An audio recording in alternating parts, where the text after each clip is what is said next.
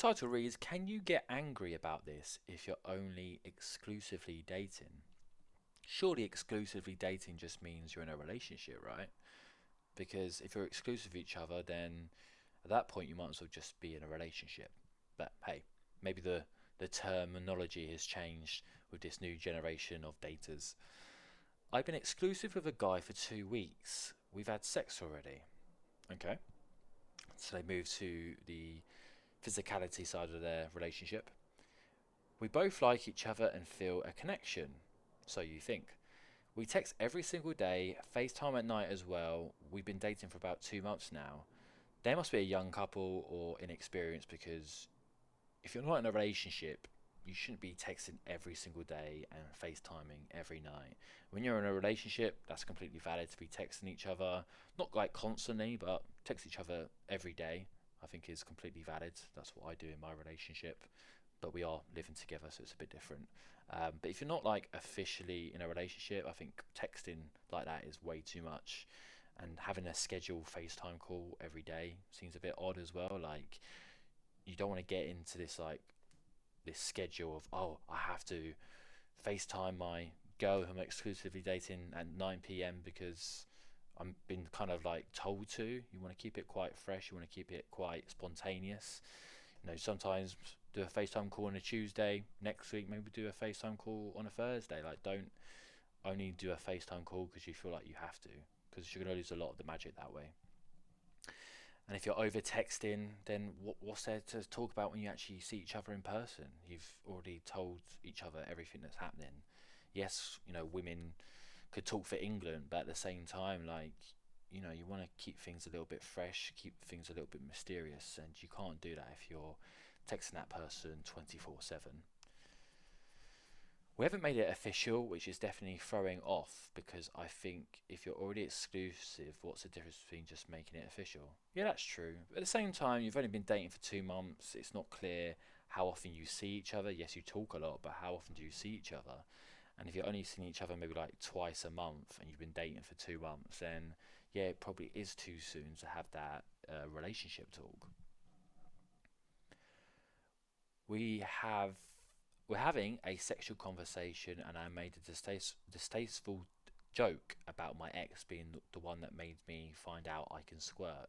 Oh, um, you shouldn't be saying that to the guy you're dating. You shouldn't say that to any guy, whether it's you're in a relationship with them, whether you're just in the dating phase, talking phase. Like, you should not be talking about your past men, your past experiences with men, especially if you're kind of saying something positive about them as well. It's kind of like, oh, how's that going to make you feel? Like you're having a talk with someone and they bring up their ex in a positive way, especially a positive sexual way. That's going to give the guy the ick.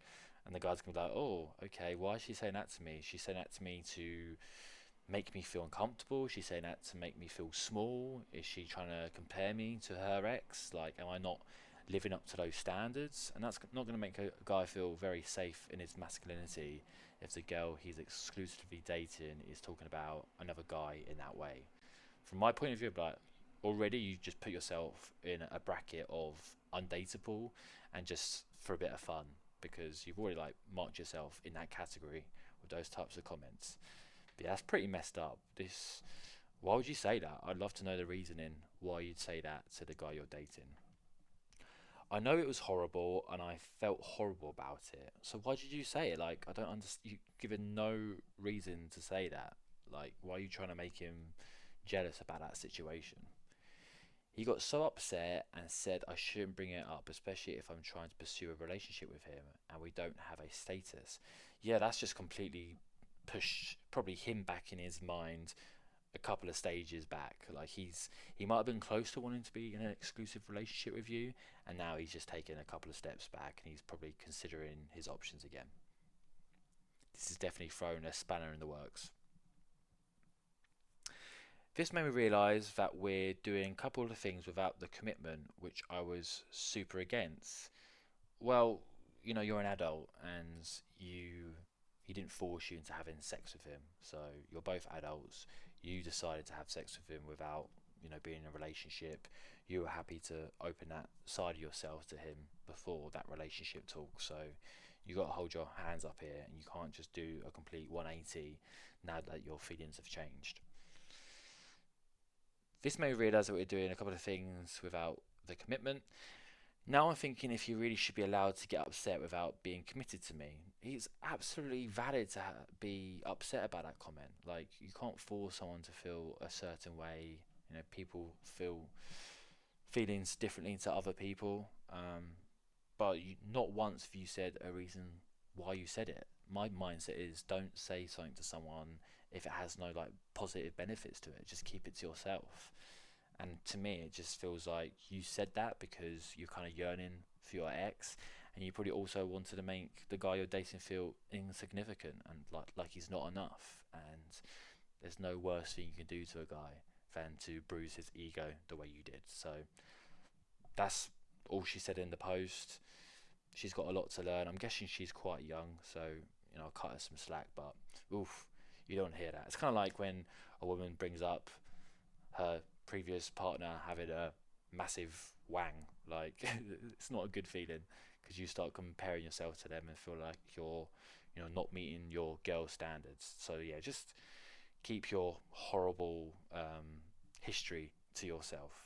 But that's the issue now, isn't it? You're going dating in this modern marketplace, and you probably will be dating with women who do have a very large sexual past. You might have women who lost their V cards, before the age of 18. So unfortunately, as men, you kind of just got to put up with it. I hate to say it, you kind of got to put up with it and just look at all, her other values and all her other positive parts of herself, because there unfortunately will be sexual skeletons in the closet, and it will linger, and it will be difficult for you to get over, especially if she brings it up in conversation. Me personally, if a girl said that to me, I would have just binned her off. Honestly, I would have, because it just shows a complete lack of respect and maturity. But yeah, that's all, guys. Cheers. See ya.